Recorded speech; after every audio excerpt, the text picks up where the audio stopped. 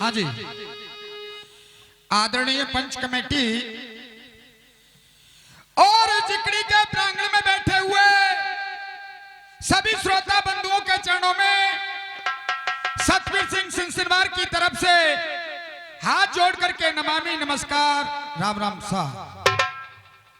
बंधुओं, आपके सामने सभी गाने वाले बहुत अच्छी अच्छी बातें बता रहे हैं, लेकिन बंधुओं एक कवि ने बहुत ही सुंदर शब्दों में लिखा है, विचार करने वाली बात है, सोचने वाली बात है, समझने वाली बात है। लेकिन भैया जी कैसे?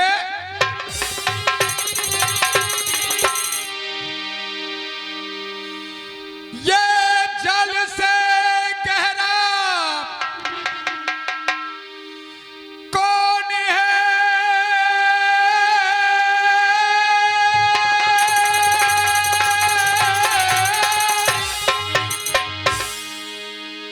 और ये कौन का जल से कारो,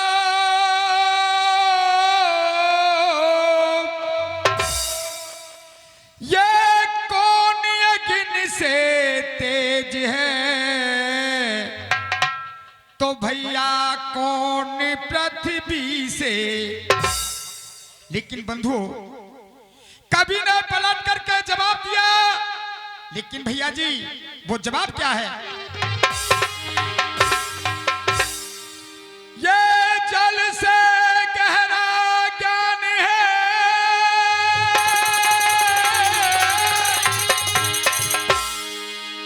और ये कपट का जल से कारो,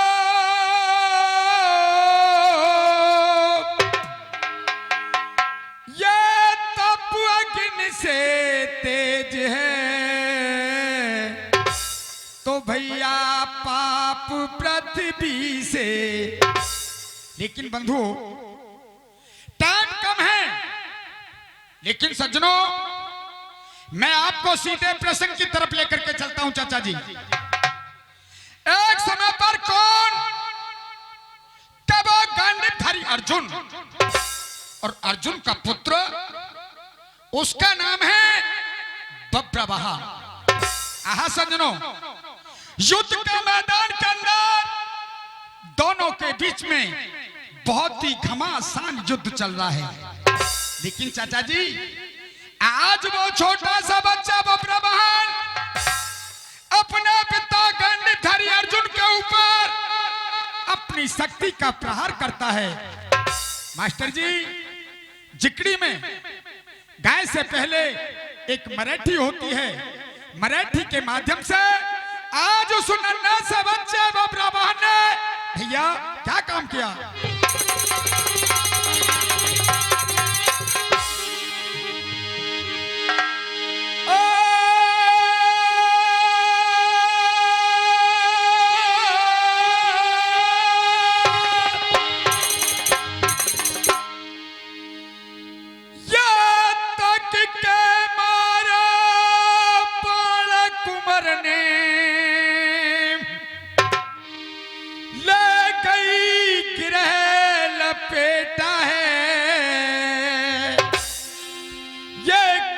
शीशक रो भूमि भारत भयो का देखे,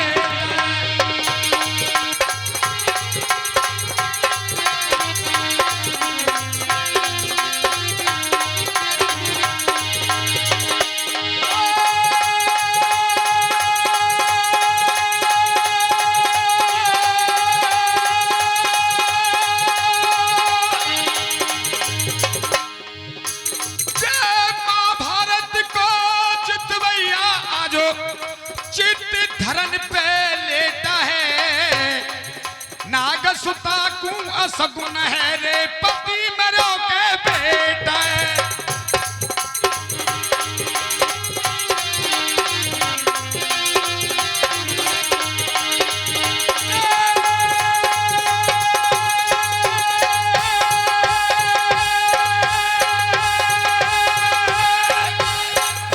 बंधुओं आज वो छोटा सा बच्चा बब्रवाहा और अपना पिता गांडीवधारी अर्जुन को मार करके धरनी पर सुला देता है। लेकिन सज्जनों, इधर में रानी चित्रांगदा को महलों के अंदर असगुन होते हैं। रानी चित्रांगदा कौन थी? अर्जुन की पत्नी, बब्रवाहन की मां। सज्जनों, आज रानी चित्रांगदा को महलों के अंदर असगुन हो रहे हैं, लेकिन असगुन होते कैसे हैं? एक एक शब्द में सुनेंगे। ये पिसियर पड़ेगा नजर, ये पिसियर पड़ेगा नजर, भुजाबल दाई फड़के और महल न बोले कागने न ते आंसू धर। ये नाग सुता कियो सोच, अरे पुत्र नहीं के पत नहीं, जग तन के बिगड़े सो बेंदी सरक गिरी। रानी की ये असगुन हो रहे रानी चित्रांगदा को। सो बेंदी सरक गिरी रानी की, ये नीर बहे नैनन में असगुन भय कांच भवन। इस तरीके से रानी चित्रांगदा को महलों के अंदर असगुन हो जाते हैं। लेकिन मेरे विद्वान श्रोताओं, आज वो छोटा सा बच्चा बब्रवाहन और अपनी मां चित्रांगदा के पास में पहुंच रहा है। भैया कैसे पहुंचा और क्या हुआ?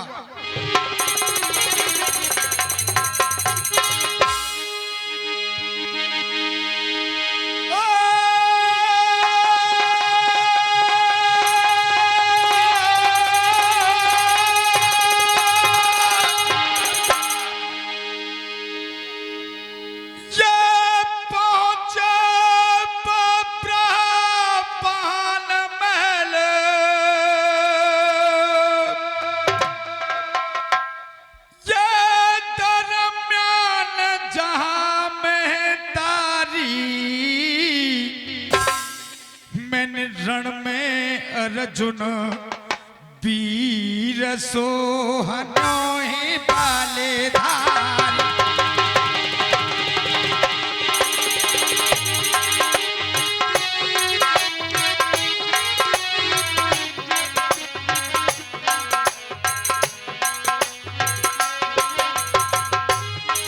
बंधुओं, आज वो छोटा सा बच्चा बब्रवाहन अपनी मां चित्रांगदा के पास में पहुंच गया।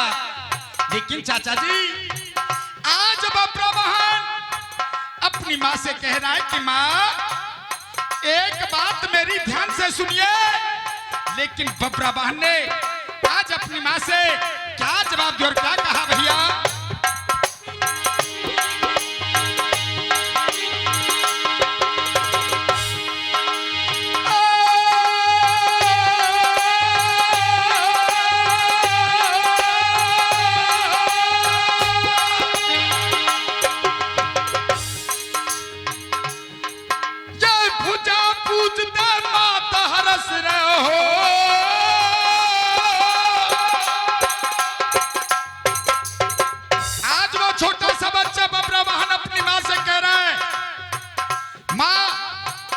₹51 का पुरस्कार हमारे देवो चाचा जी सामोली से दे रहे हैं, इनके लिए बार बार धन्यवाद। लेकिन बाबा साहब, क्या जवाब दिया बब्रवाहन ने अपनी मां से और क्या कहा? भैया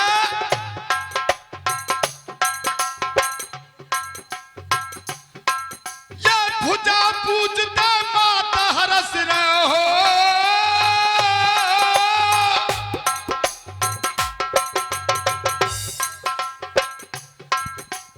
भुजा पूजते माता हरस रहे हो, गात पार भई नैया, तू कैसे भई उदासरी बता दे मेरी। बंधुओं, गाने वाले आपके सामने अपने सुना रहे चाचा जी, लेकिन दो लाइन आपके सामने रख रहा हूं, सुनने वाली बात होगी। लेकिन भैया जी कैसे?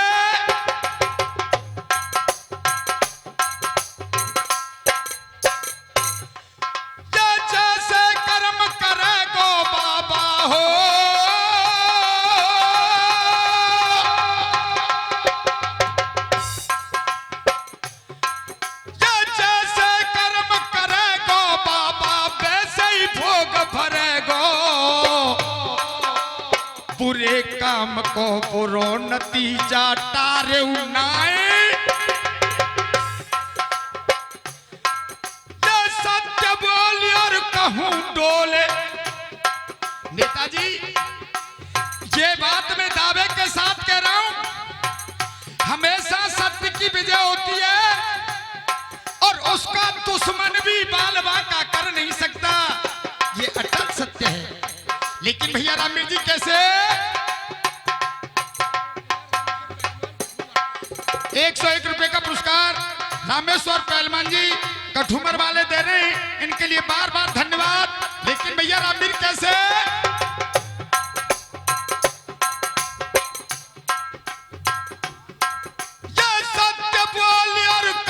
डोल तेरो कोई कहा करेगो, बिना सत्य के हर शंकर बिन आई मौत।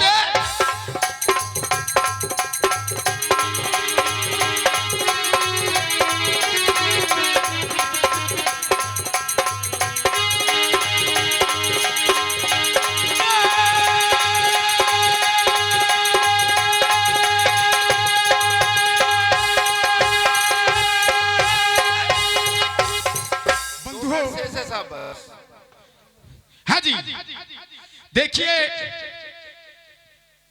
जैसा कि हमारी पंच कमेटी का आदेश है, एक गाना होगा, फरमाइश है उस गाने की।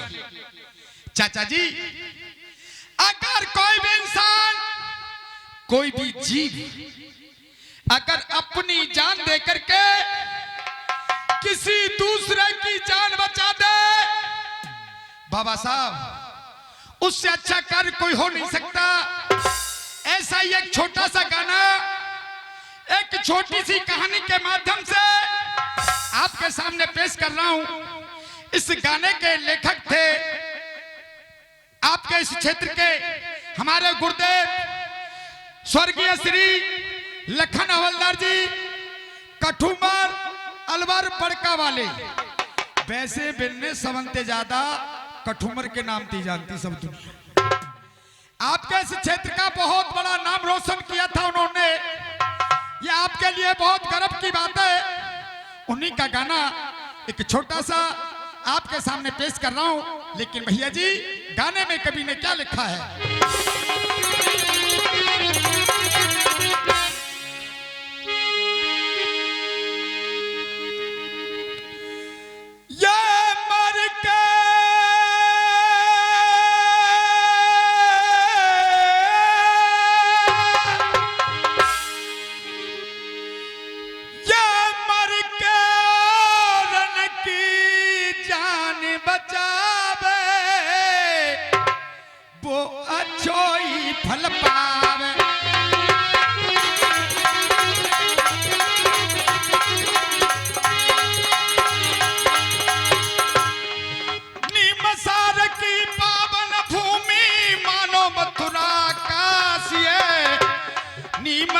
की पावन भूमि मानो मथुरा काशिये, पाई तपो भूमि में तपरे ऋषि 1088।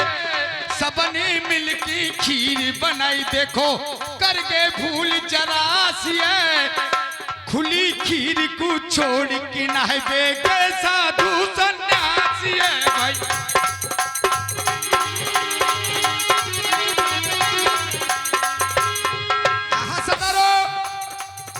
नीमसार तपोभूमि के अंदर 88,000 ऋषियों ने वहां पर तप किया, यज्ञ किया। अंतिम दिन संतों ने प्रसादी के लिए खीर बना करके तैयार की। लेकिन चाचा जी, एक छोटी सी भूल कर गए कि उस खीर को खुली छोड़ करके सभी साधु महात्मा नहाने धोने के लिए चले गए। लेकिन ऊपर वाले की लीला क्या हुई? क्या हुआ भैया?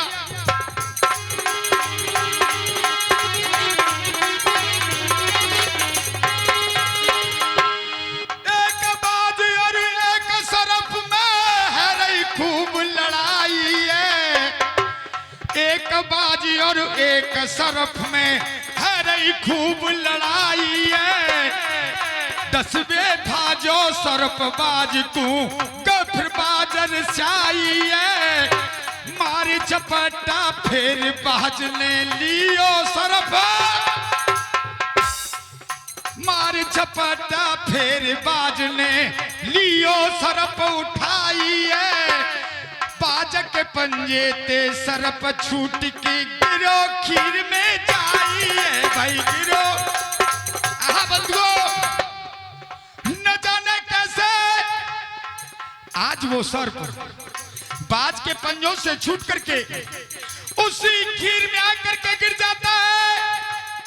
लेकिन चाचा जी इस नजारे को इस दृश्य को पहलवान जी कौन देख रहा था भैया कौन देख रहा था?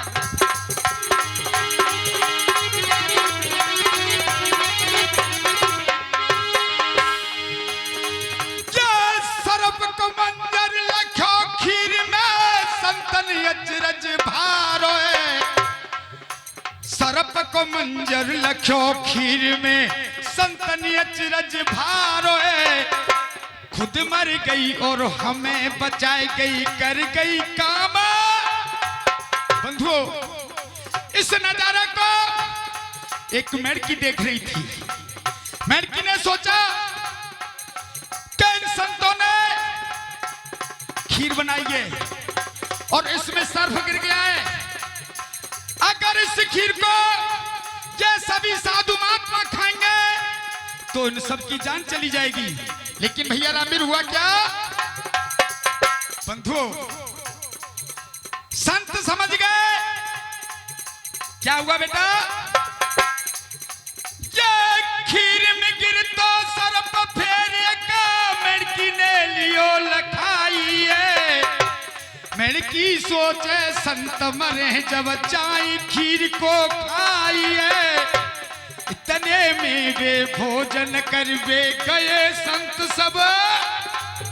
बंधुओं अब तो सभी साधु महात्मा भोजन करने के लिए बैठे हुए हैं। लेकिन यहाँ पर लड़की अपने दिल के अंदर विचार कर रही है सोच रही है अगर इस खीर को ये सभी साधु महात्मा खाएंगे तो इन सब की जान चली जाएगी। अगर यहाँ पर मेरी जान चली जाए और इन सब की जान बच जाए मेरा जीवन धन्य हो जाएगा। लेकिन चाचा जी यहाँ पर लड़की ने क्या काम किया या कैसे? इतने में वे भोजन करवे गए संत सब आई है मारो छट्टा फिर मेड़ की गिरी खीर में जाई है भाई गिरी। बंधुओं आज संत समझ गए कैसे में खीर के अंदर मेड़की पड़ी हुई है ना। अगर इस खीर को ये सभी साधु महात्मा खाएंगे तो इन सब की जान चली जाएगी। लेकिन जैसे ही संतों ने कहा यहाँ पर भैया जरा इस खीर को फैला दीजिए, जैसे ही खीर के पर्चों को उल्टा किया उसमें क्या निकला है? सर्प का मंजर। संत एकदम से चकित रह गए। लेकिन अंतिम कड़ी के अंदर गाने का जो निष्कार गाने का निचोड़ क्या हुआ भैया?